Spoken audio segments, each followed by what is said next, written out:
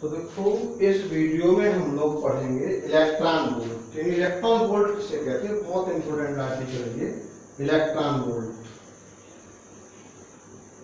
Electron volt से आप क्या सोचते हैं?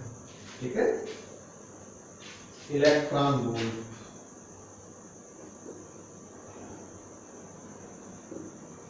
इलेक्ट्रॉन वोल्ट जो है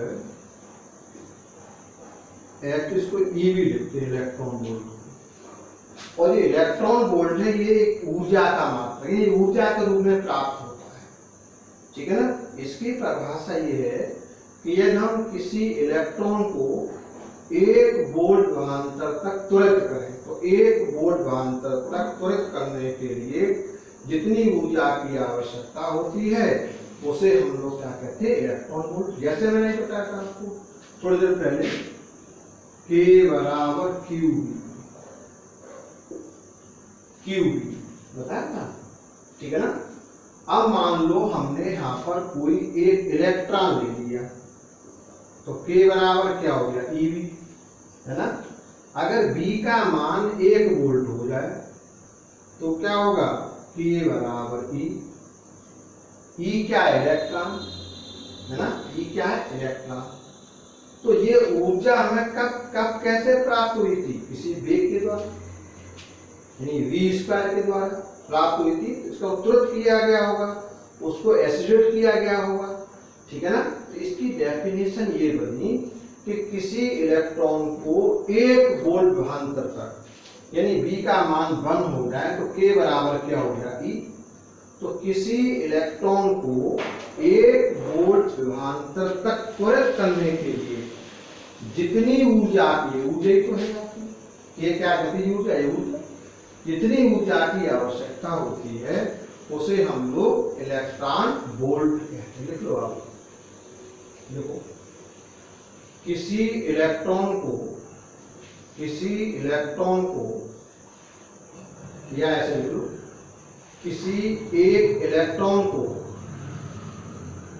1 वोल्ट विभवांतर तक त्वरित करने के लिए, 1 वोल्ट विभवांतर तक त्वरित करने के लिए जितनी ऊर्जा की आवश्यकता होती है, जितनी ऊर्जा की आवश्यकता होती है उसे हम इलेक्ट्रॉन वोल्ट कहते हैं, उसे हम इलेक्ट्रॉन वोल्ट कहते हैं।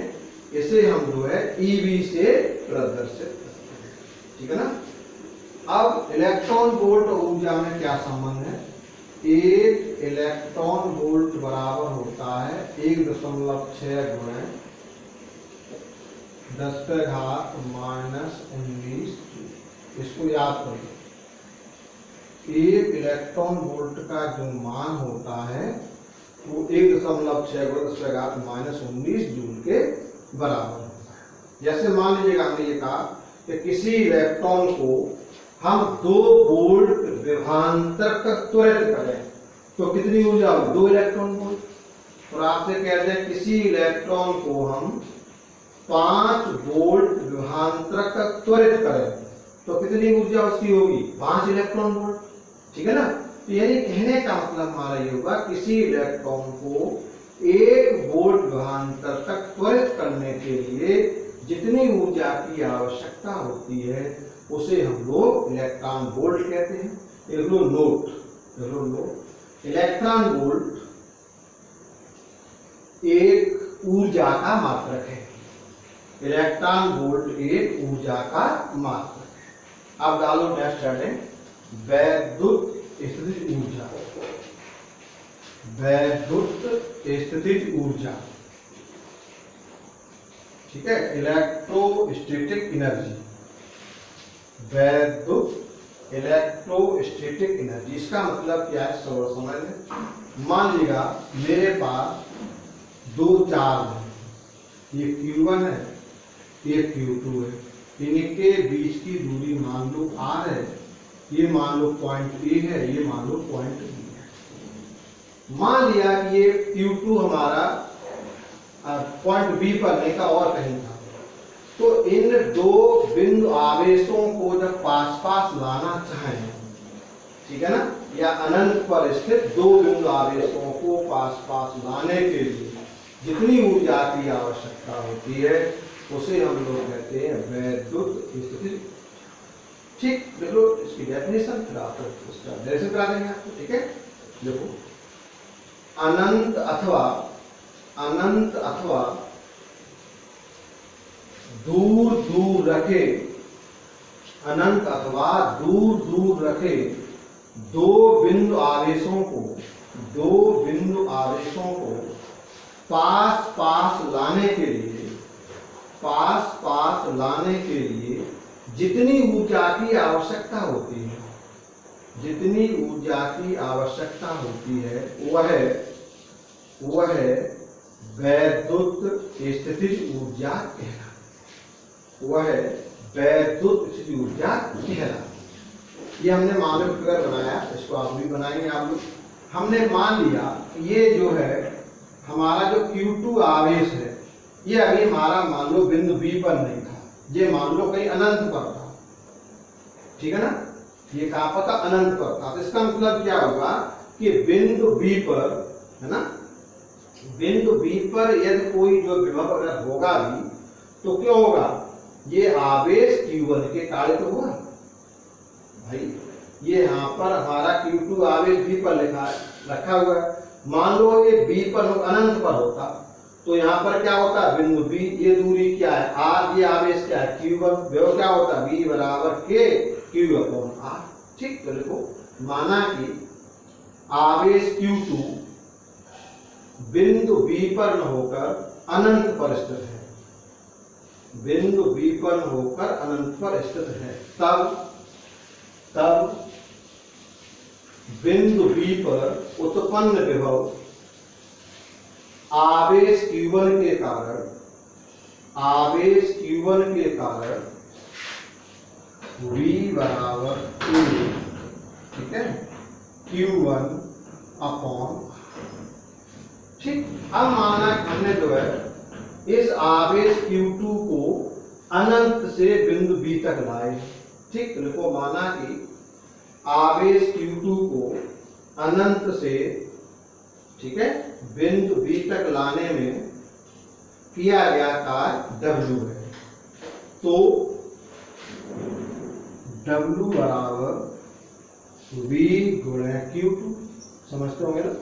तो V बराबर क्या होता है? W/Q, W V गुणे Q हो गया। तो W बराबर V गुणे Q2, तो ये हो गया W बराबर V का मान रख दो यहाँ पर K Q1 Q2/, और K क्या है? 1/4 पाई एप्सिलॉन नॉट। तो ये क्या हो गया? W बराबर 1/4 pi epsilon not Q1 Q2/। यही कार्य जो है वैद्युत स्थितिज ऊर्जा के तुल्य होगा, यानी W बराबर U क्या होगी आपकी? वैद्युत स्थितिज ऊर्जा। अतः U बराबर 1/4 pi epsilon not Q1 Q2/R। ये जो है वैद्युत ऊर्जा का सूत्र, इसको याद करेंगे आप। ठीक, मान लो कोई न्यूमेरिकल्स वगैरह है तो उसको आप उसका भी सॉल्व कर सकते हैं। जैसे मान लो ये एक कोई त्रिभुज ले रहे हैं इस तरह से, इस पर चार्ज मान लो Q1, इस पर मान लो -Q2, इस पर मान लो Q3। ये दूरी मान लो आपको R1, ये मान लो R2, ये मान लो R3। और आपसे कहा जाए कि इस पूरे निकाय की वैद्युत ऊर्जा क्या होगी? तो पहले मान लो ये बिंदु A B C, तो पहले A और B के बीच निकाल लोगे आप, यानी UAB बराबर K, ये चिन्ह माइनस का लगा हुआ है तो यहाँ माइनस ही आएगा, -Q1 Q2/R।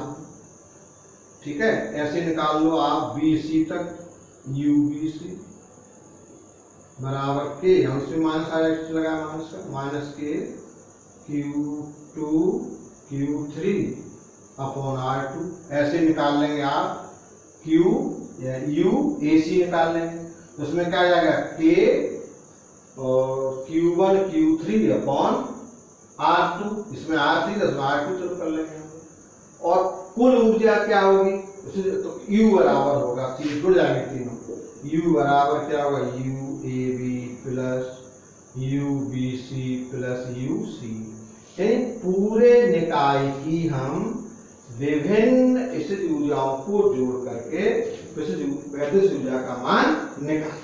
ठीक है, इसको आप लोग याद करो और तैयार करिए।